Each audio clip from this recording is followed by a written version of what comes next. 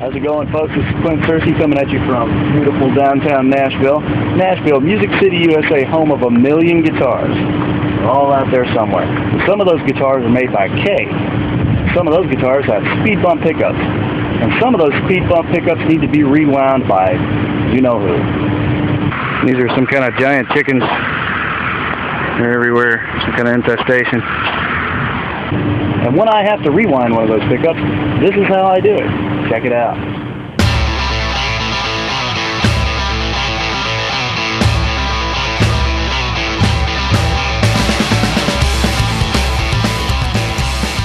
Alright, so here it is, the K speed bump pickup, so named for the giant hump on top of the cover there.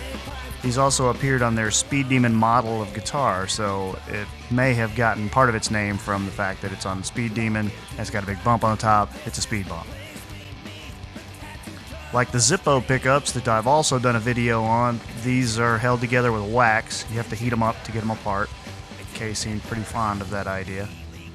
These big clips on the end are what Kay used instead of, say, the springs that you would find on the ends of Gibson and Fender type pickups.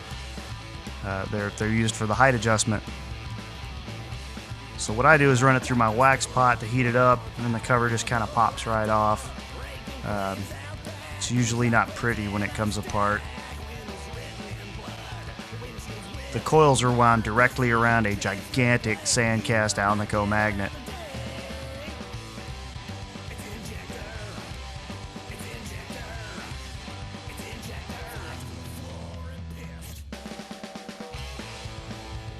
They wrap tape around the magnet to keep the coils from shorting out against it.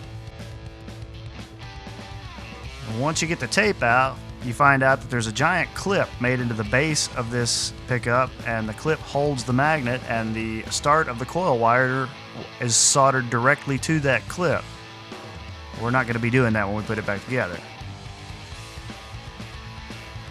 This is a little bit better shot of the clamp that holds the Alnico magnet. One of the things I like to do with these pickups when I take them apart is take the wire that comes off of them and weigh it and see just how many grams of wire ended up being on the coil itself. The coil on this one is similar to the Zippo pickup.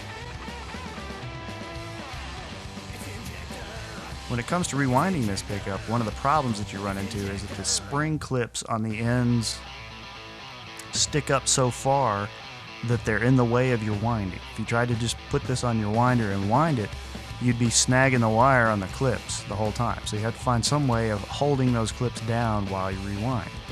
What I do is just stick a couple of pieces of wood in here. I've actually got a really nice fancy one made up somewhere out in my shop, but since the shop's kind of in a mess right now, I couldn't find it. So I just kind of improvised and snapped a couple of pieces of mahogany off, and there you have it.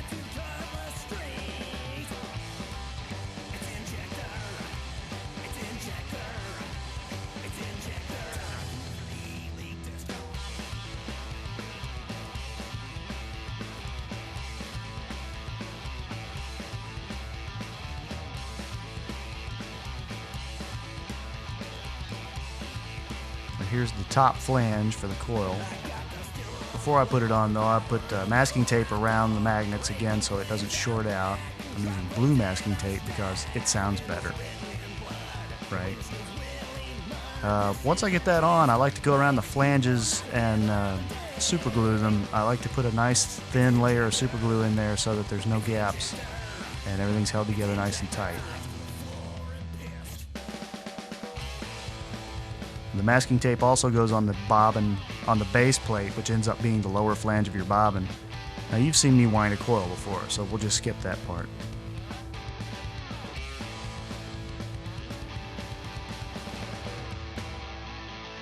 Now once it's all wound up, you got to take it back apart. Now you have to be careful not to break the top flange or anything like that. These are delicate parts.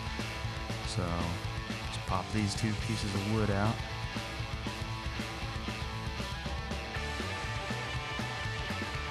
There it is, all ready to go.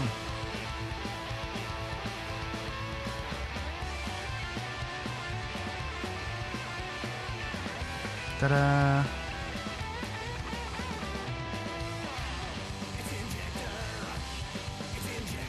Now the original lead that was on this pickup was too short to reuse, so I'm going to go ahead and install a Gibson style lead on it.